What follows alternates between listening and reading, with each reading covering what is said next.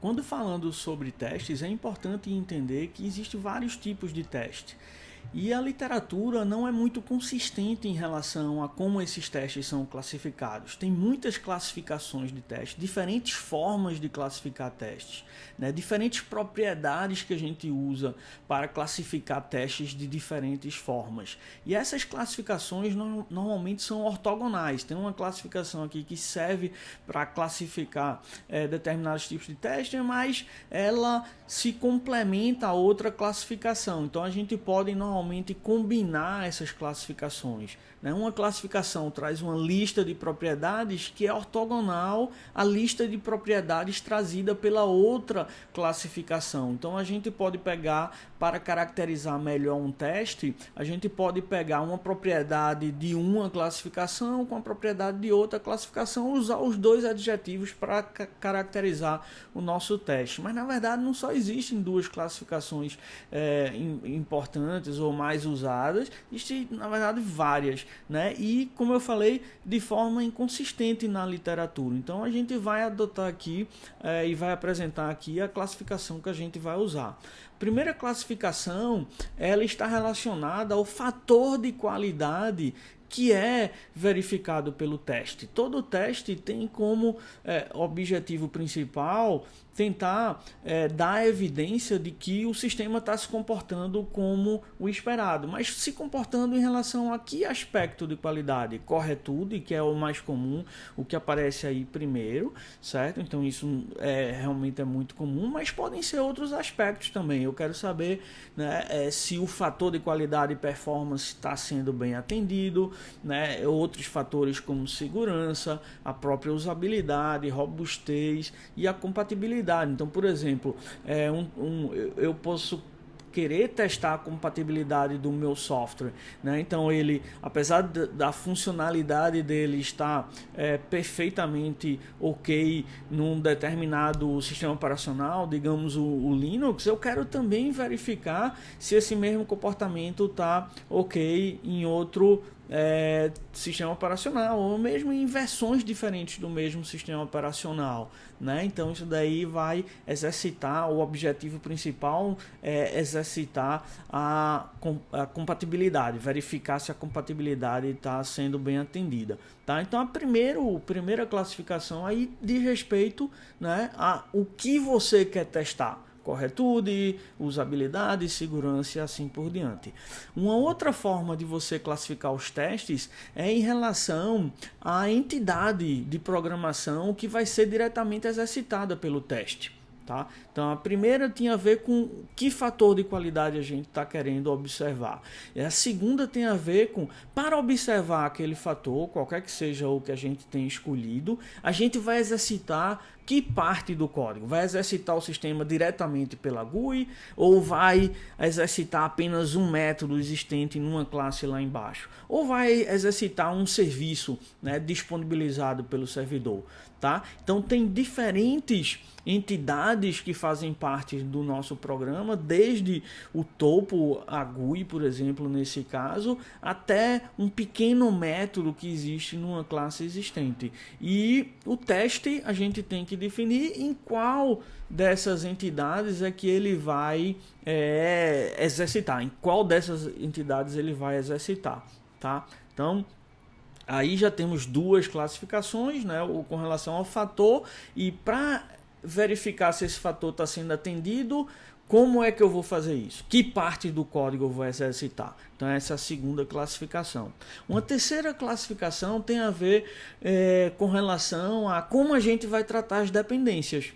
Porque a menos que a gente vá tratar, por exemplo, uma única classe lá embaixo no sistema que não tem dependência com ninguém, ela não depende de ninguém, certo? A gente tem que responder essa pergunta. Como é que a gente vai tratar as dependências para executar o teste, certo? Por exemplo, então eu decidi que quero verificar a funcionalidade, decidi que quero verificar a funcionalidade exercitando no nível de classe, certo? Mas como é que eu vou tratar as dependências dessa classe, se é que ela tem dependências? Tá? Então, se a gente for usar versões antigas das dependências, ou se a gente vai usar também stubs e drivers, a gente considera que o teste é de unidade. Ou seja, eu vou testar realmente aquela classe que eu quero exercitar. Poderia ser um componente, um módulo, poderia ser várias coisas, mas no exemplo aí a gente está usando classe, certo? Mas ela usa outras classes, então para fazer o meu teste, se eu pretendo usar versões anteriores delas ou apenas stubs, né, seriam implementações parciais dessa classe, né, apenas com o objetivo de exercitar o teste, tá? Isso daí vai ser o teste de unidade. Se ao invés de trabalhar com versões anteriores, eu realmente quiser trabalhar, por exemplo, com uma versão nova da dependência que foi feita por um outro desenvolvedor que trabalha na mesma equipe que eu, aí seria o teste de integração. Tá? Então, teste de unidade é testar o que eu estou fazendo com versões antigas do que outras pessoas estão no momento alterando em paralelo ao meu trabalho, ou então testar a classe que eu estou alterando, nem com versões antigas, mas com versões preparadas especificamente para o teste, que seriam os stubs aí no caso. Né? A integração, eu vou testar o que eu estou fazendo com as versões novas do software feitas por outras pessoas. Tá? E aí também o teste end-to-end, que seria no mesmo sentido de integração, mas com todas as dependências envolvidas. Tá? Então isso daí seria um teste que, por exemplo, vai desde a GUI até as classes dependentes e todas as dependências envolvidas. E o teste de sistema, que segundo essa classificação também incluiria aí todos os requisitos que a gente listou para o end-to-end, né? Mas ele seria executado com todas as dependências externas que a gente vai ter no ambiente de produção. Então seria realmente uma simulação, né, da execução do sistema em produção. Então, por exemplo, se localmente no meu ambiente de desenvolvimento e teste eu uso uma versão do sistema operacional que é diferente da versão do sistema operacional que eu vou usar no ambiente de produção, né? Então o teste de sistema ele não poderia ser feito nesse meu ambiente, ele teria que ser feito num ambiente onde realmente eu tenho a mesma versão do sistema operacional, de browser, etc. Todos os tipos de dependências que vão ser necessárias para executar o meu sistema. Tá? Então nessa figura a gente ilustra um pouco mais essa ideia, né? Assumindo aí uma classe servidor que tem uma dependência para student list, ela depende de student list, ela cria objetos de student list, ela chama métodos dos objetos de student list, né? E aí nesse caso, se eu alterei essa classe servidor, então a cor em amarelo é para sinalizar que eu alterei essa classe em servidor, mas trabalhar em cima da classe student list não está sob minha responsabilidade, está sob a responsabilidade de um colega meu. Então o teste de unidade seria eu rodar a nova versão dessa classe servidor que eu ajustei com ou uma versão antiga dessa classe student list, que é o primeiro exemplo que a gente vê na figura, ou no segundo exemplo que a gente vê na figura, né, não a versão antiga de student list, mas uma versão nova dessa classe student list, não a versão nova de student list, mas um stub de student list.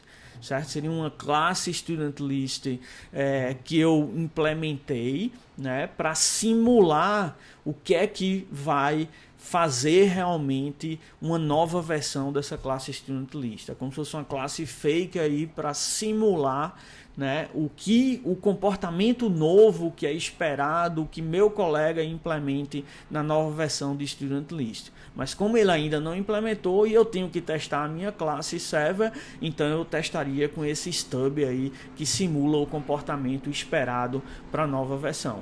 E o teste de integração a gente vê no final aí, na parte mais baixa da figura, né? Então realmente seria eu testar a minha classe nova server com a classe nova student list implementada por algum colega da equipe. Então, dentro desse contexto, o teste de unidade ele mais ou menos a gente pode, relembrando a definição de mudança de comportamento, ele tem uma certa relação com aquela ideia de mundo aberto. Ou seja, eu vou testar o código que eu fiz, mas sem ainda ter acesso, sem ainda saber completamente qual o comportamento do que está ao redor desse teste, dessa classe que eu alterei. Tá? Então isso seria o teste de unidade, teria essa relação com o mundo aberto, como se eu fosse testar o código que eu mudei, sem saber ainda direito o que é que vai acontecer, né, com o código, o resto do código que envolve esse que eu estou alterando. Eu posso até assumir algumas propriedades desse código novo que vai envolver o código no qual eu estou trabalhando, mas eu ainda não tenho ele disponível, também não tenho certeza de todas as propriedades que ele vai ter, né? E o mundo aberto seria essa ideia mais relacionada à integração ou ao end-to-end, ou principalmente o sistema, onde o código que eu estou alterando eu já conheço propriedades do resto do código que vai envolvê-lo, né? E aí eu posso ter uma ideia melhor do que é que vai acontecer. Tá? Então essa tabela aqui resume um pouco e compara esses 4 tipos de testes que a gente viu,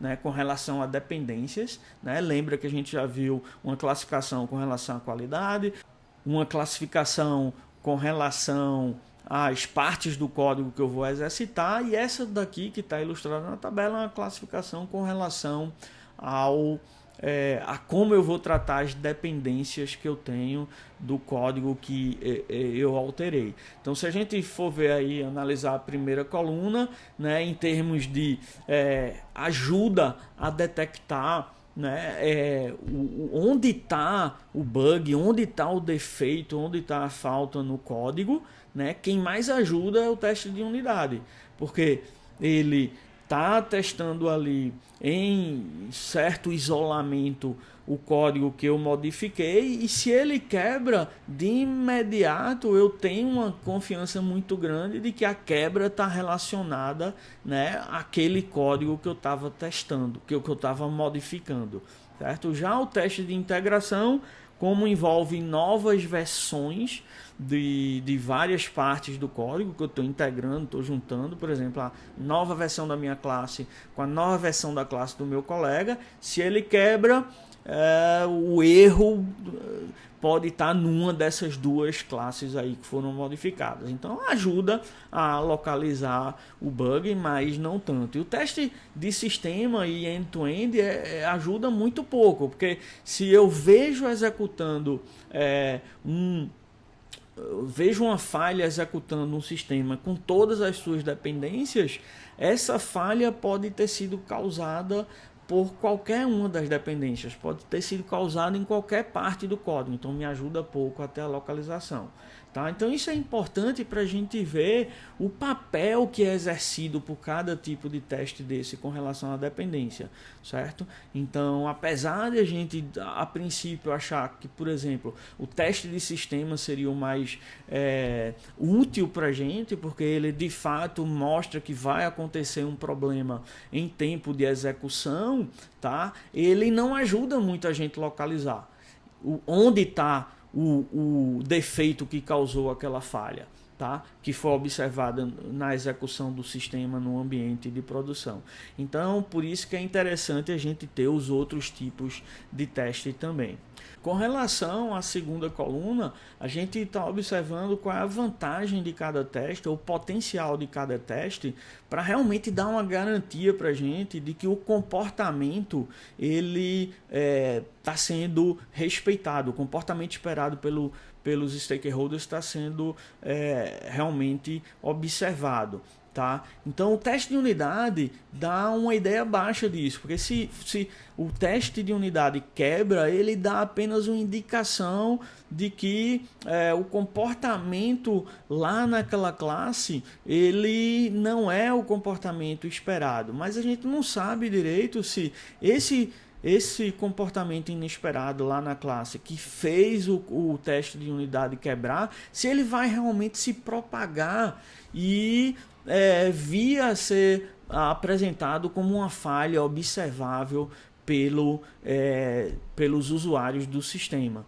Tá? Porque aquele teste ele está revelando apenas um problema que aconteceu lá embaixo na execução daquela classe, mas de forma isolada. Né? Então a garantia é pequena. Então pode ser que haja um problema no teste de unidade e isso não venha realmente a se propagar para um problema maior, uma falha que venha a ser observada pelo usuário. Tá? A integração é médio, né, em termos de dar essa garantia de que houve um problema, tá? De que esse problema realmente vai afetar os usuários, mas de sistema aí é o maior, end-to-end também tem uma garantia alta de que vai acontecer. Esses testes de unidade aí também, nessa segunda coluna, está mostrando como baixo também, porque essa garantia é pequena e a cobertura que o teste faz do que é executado, né, é uma pequena parte do sistema. Então, no teste de sistema, uma cobertura bem maior, porque a execução envolve várias partes do sistema. Um outro aspecto que é importante para a gente comparar esses 4 tipos de teste e qual o papel de cada um é essa ideia de feedback loop. Então, em relação à performance, quão rápido é executar normalmente cada um desse tipo de teste, e porque se é muito demorado, o desenvolvedor pode passar um tempo grande até perceber que ele introduziu um defeito no código. Certo? Então os testes de unidade, eles, até por cobrir uma pequena parte do código, eles são rápidos, tá? Basicamente eles são testes rápidos, né? E os testes de sistema e end-to-end são extremamente lentos, podem ser lentos, porque envolve a execução de várias partes do sistema ao mesmo tempo. Então, um outro aspecto importante para a gente comparar, que é o que está relatado na 4ª coluna, é com relação a flakiness, porque alguns testes, às vezes, eles têm esse problema de você roda ele uma vez, certo? Ele passa, você roda ele uma segunda vez, ele quebra. Então, é como se fosse um comportamento não determinístico relacionado ao teste. Isso ocorre pouco nos testes de unidade, tá? E ocorrem mais nos testes de sistema, já que envolvem várias partes do sistema, inclusive partes que podem ter comportamento não determinístico, como por exemplo acessar um determinado serviço na web. Isso pode demorar, o serviço pode estar disponível, então dependendo da situação específica, né, eu não consigo ter o mesmo resultado do teste. Já um teste de unidade, um teste de integração, essas dependências com serviços, com outras situações que geram não determinismo do teste, eles podem ser mascarados, eles podem ser evitados através da criação de stubs que apenas simulam o acesso a esse serviço, né, que pode gerar um não determinismo. Então, como simula, eu posso garantir melhor o comportamento do teste. E por fim, o old view aí, que seria relacionado com aquele último slide que a gente viu. O teste de unidade está mais associado a essa ideia de mundo aberto, o teste de sistema está mais associado a mundo fechado, um mundo completamente fechado. Eu já sei todos os aspectos, todas as dependências que vão ser necessárias para rodar o sistema. Então isso dá uma visão geral, comparativa, né, dessa classificação de testes com relação a dependências. Uma outra classificação é com relação à informação usada para criar os testes. Então a gente tem os testes chamados caixa preta, caixa branca. Caixa preta são aqueles testes que não, para criá-los, os testadores tiveram apenas acesso às especificações ou de entrada e saída do sistema ou a um modelo do sistema, certo? Ou apenas a bug reports, né? Dizendo, olha, nessa situação eu invoquei o sistema dessa forma, dei as seguintes entradas, realizei as seguintes ações e o resultado foi X ao invés de ser Y. Tá?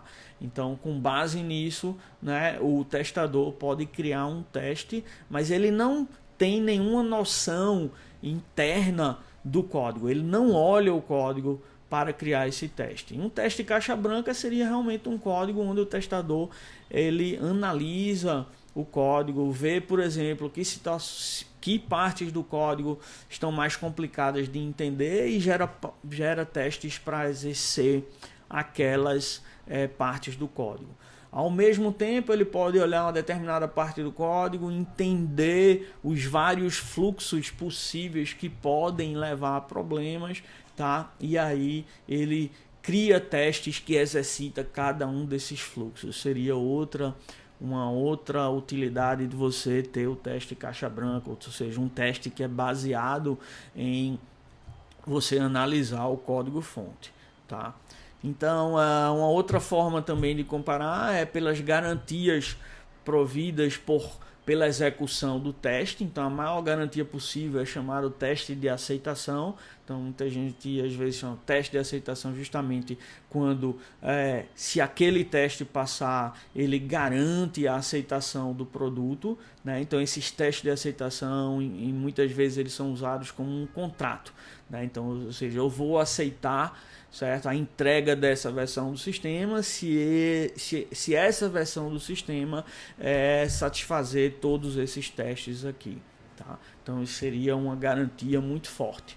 Uma garantia bem fraca seria esse terceiro item aí, para contrastar com o primeiro, que seria o teste smoke test, né? Que são um teste bem simples, só para colocar o sistema do ar e chamar uma funcionalidade bem básica. Se ela passa, é uma garantia de que as modificações, por exemplo, que eu fiz no sistema não afetaram o sistema de forma substancial.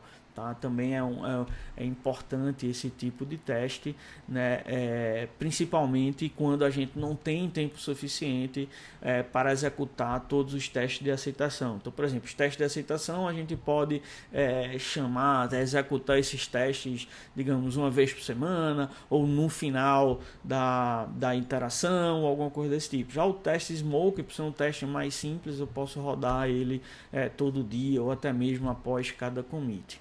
Tá? O teste de regressão é aquele teste que dá a garantia de que funcionalidade que antes estava ok não é quebrada quando eu faço um novo commit ou quando eu tenho uma nova versão do sistema, certo? Então esse teste dá evidência de que aquele comportamento que já foi testado, ele não foi afetado por um conjunto de mudanças que eu integrei ao repositório do sistema. Tá? Então isso é muito importante ter esse tipo de teste, né, para ele dar uma garantia muito grande de que as mudanças que você está fazendo, né, elas não estão afetando o comportamento anterior. Dá uma garantia grande se o conjunto de testes de regressão for um conjunto bom. Se for um conjunto fraco, a garantia vai ser pequena, obviamente. E por fim, relacionado à regressão, a gente tem também esse teste diferencial, que ele só dá essa evidência de que há uma compatibilidade de comportamento entre duas implementações diferentes da mesma especificação. Tá? Então, enquanto o teste de regressão ele dá uma evidência de que o comportamento se preserva ao longo do tempo, de uma versão para uma nova versão do sistema, após um novo commit, o diferencial dá uma ideia similar, mas no espaço, não no tempo. Então, se eu tenho duas versões do sistema, uma para cada tipo de sistema operacional, ou se eu tenho diferentes versões do sistema, né, para funcionar em plataformas diferentes, dispositivos diferentes, né, eu com esse teste diferencial eu consigo ver se essas duas implementações vão se comportar do mesmo jeito, ou pelo menos eu consigo identificar em que situações elas vão se comportar de forma diferente. Tá? Então são essas as classificações que a gente... são essas as categorias que a gente tem com relação a essa classificação da garantia provida pelo teste. Um outro tipo de classificação que gera um outro adjetivo que a gente pode associar aos nossos testes. Tá? Então, por isso que é importante entender todas essas classificações, porque muitos artigos e trabalhos vão usar combinações delas, tá? Então, agora com relação a quem executa o teste. Então, pode ser o teste automatizado ou manual. Né? O automatizado, quem vai executar é o computador, um robô, assim por diante. O manual é realmente um testador que vai executar isso. O manual pode ser um testador seguindo realmente um script de teste, um passo a passo do que é que ele tem que fazer para testar o sistema, ou pode ser mais de exploratório, né? Você dá um objetivo, olha, verifica se essa nossa nova funcionalidade está ok, verifica se ela está fazendo tal tipo, se ela está apresentando tal tipo de comportamento, e o testador, né, vai explorando, vai executando, exercitando o sistema para cumprir esse objetivo. Então, aqui comparando esses dois tipos de teste, né, a gente vê que o automatizado ele é caro para criar, certo? Porque eu tenho que implementar um programa que vai executar o teste, que vai exercitar o sistema, vai primeiro colocar o sistema no estado esperado para o teste, que é o que a gente chama o setup, vai executar ações em cima do sistema, e depois, que é o que a gente chama as ações do teste, né? E depois o que a gente chama de resultado esperado, ele vai verificar se o sistema gerou o resultado esperado. Então é caro para criar, porque é basicamente criar um programa pequeno, mas é criar um programa. Ele é barato para executar, então é bom porque eu posso executar várias vezes diariamente, toda vez que for sair uma release do sistema. Aí, né, uma vez criado, o custo de execução é muito barato. Tá? E isso é o que permite a gente ter testes de regressão na prática, ou ter testes contínuos, né? Que é essa ideia de a cada commit que eu vou fazendo, eu executo todos os testes, ou pelo menos uma boa parte dos testes que eu tinha antes, né? Para que eu consiga garantir de que as minhas novas mudanças não estão quebrando aspectos do software que já funcionavam antes. Tá? E alguns podem ser muito difíceis de criar, porque eles podem ter oracles complicados, ou seja, ele pode não... a detecção de se o resultado gerado pelo sistema está correto pode ser difícil. Então, por exemplo, um software de reconhecimento de voz, o teste dele tem que analisar se a voz foi reconhecida adequadamente. Tá? Então isso daí envolve software complicado para decidir, né, se situações complicadas para decidir se a resposta do sistema foi adequada. Tá? Os testes manuais são baratos para criar, basicamente é um script, né, a ser seguido, né, e são caros para executar, porque envolve o ser humano, tem que parar e fazer a execução em cima do sistema. Muitas vezes, principalmente os exploratórios, eles são chatos de executar, porque você tem que ficar lendo. Basicamente, você está fazendo o papel de um robô, né? E por ser chato, às vezes falhas podem ser perdidas. Você pode não detectar falhas adequadamente, ou pior, até achar que detectou uma falha por desatenção quando não detectou. Se eles são exploratórios, aí é uma experiência mais rica. Então é uma vantagem, porque você pode contar com todo o potencial do ser humano para explorar situações que nem tinham sido de antemão pensadas pela equipe. Tá? E também, por ser manual, evita aquele problema dos oráculos mais complicados. Tá? Então, você, como ser humano, pode avaliar se a qualidade da música está boa, se o reconhecimento de voz foi adequado e assim por diante.